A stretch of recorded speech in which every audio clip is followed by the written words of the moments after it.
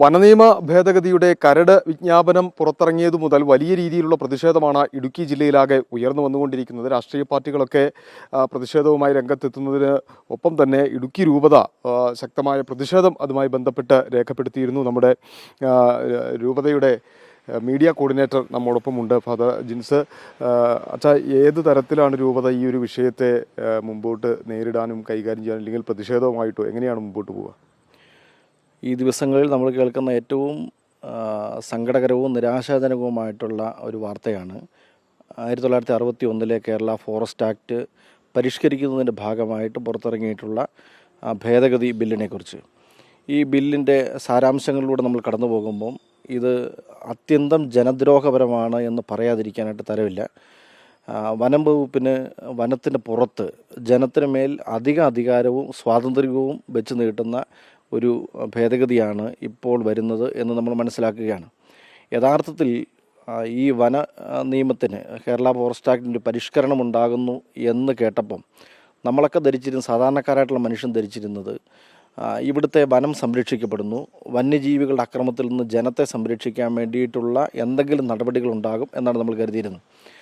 അതിൽ നിന്നും വ്യത്യസ്തമായി, ഒന്നാമത് നാട്ടിൽ വന്യജീവികളുടെ വലിയ അക്രമം ഉണ്ടാകുന്ന ഒരു സാഹചര്യം, നിരവധി ആളുകൾ കൊല്ലപ്പെടുന്നൊരു സാഹചര്യം ഹൈറേഞ്ചിലും മലയോര പ്രദേശത്തൊക്കെ നിലനിൽക്കെ, അത്തരമൊരു സാഹചര്യത്തിൽ വന്യജീവികളെക്കാട്ടിലും ക്രൂരമായിട്ട് മനുഷ്യരോട് ഇടപഴകാനായിട്ട് സാധ്യതകൾ ഒരുക്കുന്ന ഒരു സ്ഥിതിവിശേഷം വനപാലകർക്ക് കൊടുക്കുന്ന അവസ്ഥയിലേക്ക് ഈ നിയമപരിഷ്കരണം മാറുന്നു എന്നുള്ളത് ഖേദകരമാണ്.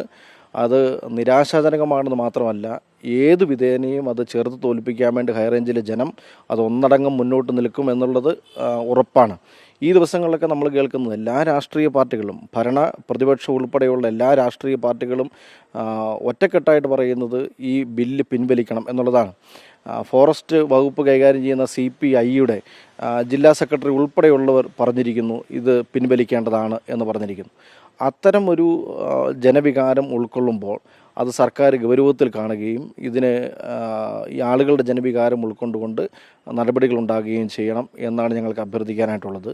ഇല്ലാത്ത പക്ഷം വരുന്ന ആളുകളിൽ ഇവിടെ ഇപ്പോൾ നിലവിലുള്ളത് മനുഷ്യ വന്യമൃഗ സംഘർഷമാണ് എന്നാണ് നമ്മൾ പറയുക.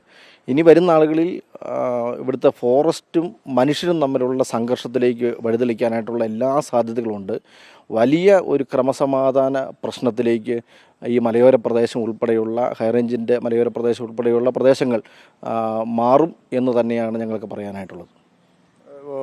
ഒരു പ്രതിഷേധ പരിപാടികളിലേക്ക് രൂപത മുന്നിട്ടിറങ്ങി ജനങ്ങളോടൊപ്പം നിൽക്കുന്നൊരു സ്ഥിതി ഉണ്ടാകുമോ? മുമ്പ് ഈ ഭൂപ്രശ്നങ്ങളൊക്കെ വന്നപ്പോൾ ഇടുക്കി രൂപത അത്തരം കാര്യങ്ങളിൽ ശക്തമായി ഇടപെട്ടതാണ്.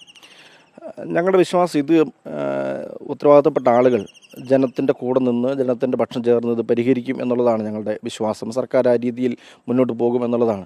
ഇനി അത്തരത്തിലല്ല ഇത് ഈ നിയമ ഭേദഗതിയെ മാറ്റുന്നില്ലാത്തൊരു സ്ഥിതിവിശേഷം വന്നാൽ സ്വാഭാവികമായിട്ടും ഇത് ജനത്തിൻ്റെ അവകാശങ്ങൾക്ക് മേലുള്ള കടന്നുകയറ്റം തന്നെയാണ്, അതിന് തർക്കമില്ല. അത്തരമൊരു സാഹചര്യം വന്നാൽ ജനത്തിൻ്റെ പൊതുവികാരത്തിനോടൊപ്പം നിന്ന് ജനത്തിനു വേണ്ടി കഴിഞ്ഞ നാളുകളിൽ എന്നതുപോലെ തന്നെ ഇവിടുത്തെ സാധാരണക്കാര മനുഷ്യർക്ക്, ഇവിടുത്തെ കർഷകരായിട്ടുള്ള ആളുകൾക്ക് വേണ്ടിയിട്ട്, അവരുടെ അവകാശങ്ങൾക്ക് വേണ്ടിയിട്ട് നിലപാടെടുക്കുന്നതിനും ശബ്ദമുയർത്തുന്നതിനും ഇവിടുത്തെ ഒരു പൊതു സംവിധാനം എന്ന നിലയ്ക്ക് രൂപത കൂടെയുണ്ടാകും, മുന്നിലുണ്ടാകും എന്നുള്ളത് തന്നെയാണ് എനിക്ക് പറയാനായിട്ടുള്ളത്.